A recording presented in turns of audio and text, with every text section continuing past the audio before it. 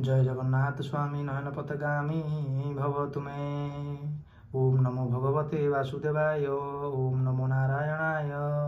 पंचदश अध्याय। श्रीसुत उवाच। सुत कहती तोष मने शुणी सकल मुनि जणे हेमंत राज्यर वचन शुणी अर्जुन खेद मन जेते कहले धर्मसुत शकुन देखि विपरीत कृष्ण वियोगे खेद मन स्वभावे शोकित बदन तेज प्रताप दूरे गला जीवन थाउ देह मला शोके कंपई कले बर बदनु न स्फुरे उत्तर लोचने देई बेनिकर शोक संहरी वीरवर शोके क्षीण जे कले बर वाक्य न स्फुरे शोक भर सखा सदृश नंदबला सारथी पुणे रथ थिला ए आदि जेते कृष्ण गुण सुमरी कांदे पुण पुण राजा को चाहे मन खेदे कही शोक गद गदे अर्जुन उवाच सन्देश शुण नरनाथ कृष्णे मु होइली वंचित मोर जीवन बंधु हरि तार वियोगे हत श्री विषय शरीर मोहर देख प्रत्यक्ष नुपवर जेतक प्रताप मोहर देव दानवे अगोचर तेज से कृष्ण संगे गला जीवन ताहु देह मला तार वियोग क्षण मात्रे शोक पूरित निज गात्रे जेते अप्रिय दर्शन देख कुंठित मो जीवन मरण काले प्राणी जेह्ने संभ्रमे कुंठित वचने जार पादे आश्रय करी निज गांडीव करे धरी द्रुपद गृहे राजा मेले विवाद स्वयंवर काले जेते मिलिले राजपुत्रे कन्या लभन्ते लोभचिते कन्या लभिबा काले गोल जेसने समुद्र उल्लोल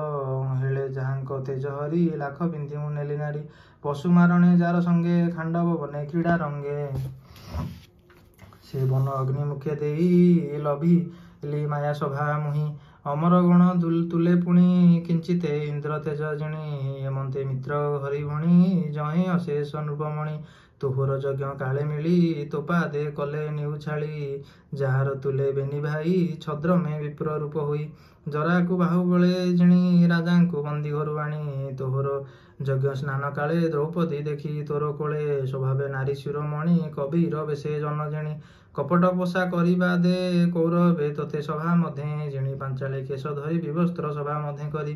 भय पांचाली सुमरिला से बेले श्रीकृष्ण रखिला पुणी अज्ञात वनवासे दुर्वासा ऋषिंक विश्वासे भोजन अंते रक्षा अर्थे अयुते विप्र घेनी साथे भंजिबा पाई स्नान करी ता जानी प्रभु नरहरि अतिथि रूपे विजय कला शेषे जे शाक अन्न थिला कर प्रसारी ताहा खाई मुनिक मन मध्य थाई संतोष कला मन मध्य तक्षणे ब्राह्मण आनंदे संतोषे निज पुरे गले से दुख से रखिले भले भीष्मादि थिले जेते वीर शुण राजन मन स्थिर जार तेजे धनु धरी बले जिणिले शूलधारी संतोषे मते उमाकांत बोइले बर माग पार्थ पार्वती विश्वसे मोहित बर पाइले पशुपात हर विश्वसे मते पुणी पार्वती देले अक्षतुणी सेवेनी वस्त्र शस्त्र पाई बने मिलिले इंद्रर भुवने नर शरीरे सुर बेसे मिलिले जे हरि विश्वासे विष्णुर तेज देखी मते सर्वदेवता पुरोहिते विचारी सर्वे अनुमाने बसाई इंद्रर आसने मते पूजिले पुरस्कारे मु पुणी रही स्वर्गपुरी सर्वदेवता विश्वास असुर बल करिनाश इंद्र सहिते शुद्ध भावे मते जे पूजिले गौरवे जार एते पुरस्कार से हरि मते कले दूर जेते गोविंद बंधुगणे कुरु सागरे घोर रणे तरिले दुस्तर सागर देव दानवे अगोचर समरे रिपु बल जिणी अनेक धन रत्न आणी रत्न मुकुट मणि परे थिला जे राजांकर शिरे ताहा हरिले बाहु बले निर्भय अवनि मंडले जे हरि मोर रथे बसी अगाध कुरु बल नासी भीष्म सविता सुत ग्रुप शल्य सहित जेते नृप ताहांक मध्य रथ करी हरिर सैन्य करे मारी रिपु आयुष संगे मन हरिले श्रीनंदनंदन विराट गोधन हरणे महादुस्तर घोर रणे से कुरु दुस्तर सागरे भीष्म सहिते जेते वीरे अमोघ शरीर बरसंती देव दानवे नाही भ्रांति जार चरण आश्रय करी ताहांक बल दर्प हरि गोधन नेले निजपुर से हरि मते कले दूर जार महिमा ए संसारे भजिण निस्तरंती नर स्वभावे से जे सत्यव्रत संग्रामे थिला भूमिगत जार पाद पद्म चिते ज्ञानी जे बजुथांती निते महारथींक चिते जाई प्रवेश कले भावग्राही नयने मो रूप देखंती देखंते केही न मारंती से कृष्ण बसी मोर पासे शोभित शुक्ल मंद हासे आनंदे करे कर धरी विविध हास्य हास्य करी से पार्थ हे अर्जुन सखे कुरु नंदन मन दुखे जार गुण कर्म जेते कहती मोर अग्रते शयन आसन भोजने मुहि जे तांक सन्निधाने संगे बिहरी दास पणे रात्र रे करे महा ପ୍ରହାରଣେ ସେ ଅପରାଧ ମୋର ହରି ନ ଘେନି ସ୍ନେହ ଚିତେ ଭରି ସଖୀର ସଖୀ ଯେନେ ସହେ ପିତା ମାତାଙ୍କୁ ଯେନେ ପୋଏ ନୃପେନ୍ଦ୍ର ଶୁଣ ମୋର ବାଣୀ ମୋତେ ଠକିଲେ ଚକ୍ରପାଣି ମୋହର ପ୍ରିୟ ସଖା ହରି ନ ଘେନି ସ୍ନେହ ଚିତେ ଭରି ଦେଖ ମୋହର ବୀରପଣ ମାର୍ଗେ ଗୋବିନ୍ଦ ପତ୍ନୀ ଗଣ ଆବରି ନ ପାରିଲି ବଳେ ତକ୍ଷଣେ ଉଠିଲେ ଗୋପାଳେ ସେହି ଗାଣ୍ଡିବ ଧନୁ ମୋର ସେହି ଅକ୍ଷୟ ତୃଣଭାର ସେହି ବିମାନ ଅଶ୍ୱ ଦେଖ କ୍ଷଣକେ ହୋଇଲି ନିରେଖ ଯାହାଙ୍କର ତେଜ ନୃପ ଗଣେ ନମନ୍ତି ମୋହର ଚରଣେ ତାର ବିୟୋଗେ ତନୁ କ୍ଷୀଣ ଦିଗ ଦିଶନ୍ତି ମୋତେ ଶୂନ୍ୟ ଶ୍ରେ ପ୍ରାଣନାଥର ବିଯୋଗେ ଭସ୍ମ ଯେସନେ ହବିର୍ଭାଗେ କୁହୁକ ସୁଦୃଷ୍ଟିରୁ ପାତ୍ରେ ପ୍ରତ୍ୟକ୍ଷ ନୋହି ନିଜ ନେତ୍ରେ ଶୁଣ ହେ ନୃପ ଶୁଦ୍ଧ ଚେତା ବନ୍ଧୁ ବାନ୍ଧବଙ୍କର ବାର୍ତ୍ତା ଅପରେ ଯେତେ ଯଦୁକୂଳେ ନିଚିନ୍ତେ ଥିଲେ କୁଶସ୍ଥଳେ ବ୍ରାହ୍ମଣ ସାପେ ଅବଧାନେ ମିଳିଲେ ଏରାକାର ବନେ ବାରୁଣୀ ମଧ୍ୟ କଲେ ପାନ ଭୋଳେ ହୋଇଲେ ହତ ଜ୍ଞାନ ଏରକା ମୁଷ୍ଟି କରେ ଧରି ଏକୁଆରେ କମରା ମରି ଆତ୍ମାକୁ ନ ଜାଣନ୍ତି ଭଳେ ମିଳିଲେ ବ୍ରହ୍ମଶାପ ଫଳେ ଏଣେ ଯାଦବ ବଳନାଶ ରହିଲେ 7 5 ଶେଷ ଈଶ୍ୱର କ୍ରୀଡ଼ାଏ ଜଗତେ ପ୍ରାଣୀ ଯେ ଈଶ୍ୱର ଆୟତେ ମାରନ୍ତି ଏକୁଆରେ ବଳେ ଜଳ ଜନ୍ତୁଙ୍କୁ ଯେହ୍ନେ ବଳେ